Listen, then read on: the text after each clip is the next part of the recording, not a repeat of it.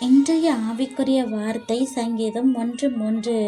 அவன் நீர்க்கால்களின் ஓரமாய் நடப்பட்டு தன் காலத்தில் தன் கனியைத் தந்து இலையுதிராதிருக்கிற மரத்தைப் போல் இருப்பான். அவன் செய்வதெல்லாம் வாய்க்கும். உங்களோட சிந்தனைக்கு இன்னைக்கு ஒரு சின்ன கதை. ஒரு ஊர்ல 2 மரங்கள் இருந்தது. அதுல முதல் மரம் ஒரு பாலைவனத்தோட நடுவுல இருந்துச்சு. இதுல எப்பவுமே நீரே இல்லாம இருக்கிறதுனால நிழல் கொடுக்காம இருந்துச்சு. இது எப்பவுமே வாடி இலைகள்லாம் உதிர்ந்து காய்ந்து காணப்பட்டுச்சு. இதுல எந்த காலமுமே கனிகள் இல்லாம இருந்துச்சு. இதுல வந்துட்டு போறவங்க எல்லாருமே இந்த மரம் இருக்கிறது ரொம்ப வேஸ்ட் அப்படின்னு சொல்லிட்டு போனாங்க. இன்னொரு மரம் ஆற்றங்கரை ஓரமா நடப்பட்டுச்சு. இதோட வேர்கள் எப்பவுமே நீர்லயே இருந்ததுனால வெயில் அடிச்சாலும் புயல் வந்தாலும் அசையாம இருந்தது. இது எப்பவுமே பசுமையா இலைகள்லாம் உதிராம செழிப்பா காணப்பட்டுச்சு. ஏற்ற வேளையில ஏற்ற கனிகளை கொடுத்துச்சு. இதுல அநேக பறவைகள் வந்து கூடு கட்டி இருந்தது.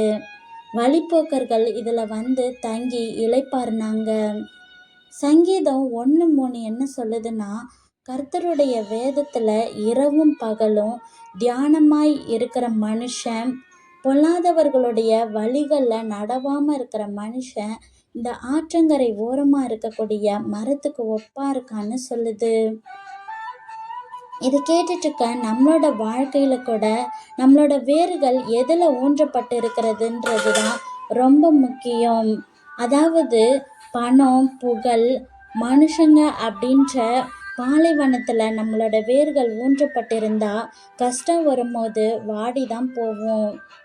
கர்த்தருடைய வார்த்தையாகிய ஜீவ ஊற்றுல நம்மளோட வேர்கள் ஊன்றப்பட்டிருந்தா எவ்வளோ பிரச்சனைகள் வந்தாலும் செழிப்போட காணப்படுவோம்.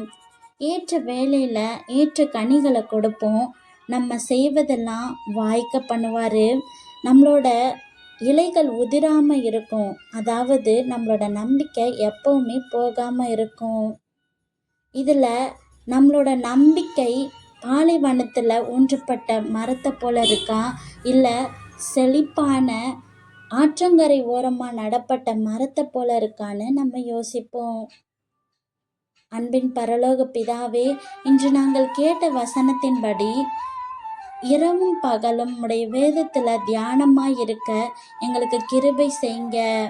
பொல்லாதவர்களுடைய வழிகளில் நடவாம இருக்கவும் கிருபை செய்யுங்க. இந்த நாளிலும் பிறந்த நாள், திருமண நாள் காணக்கூடிய ஒவ்வொருவரையும் ஆசிர்வதிங்க. அவங்க வாழ்க்கையிலே இன்னும் அதிகமான வெற்றிகளை பெற கிருபை செய்யுங்க. ஆமீன்.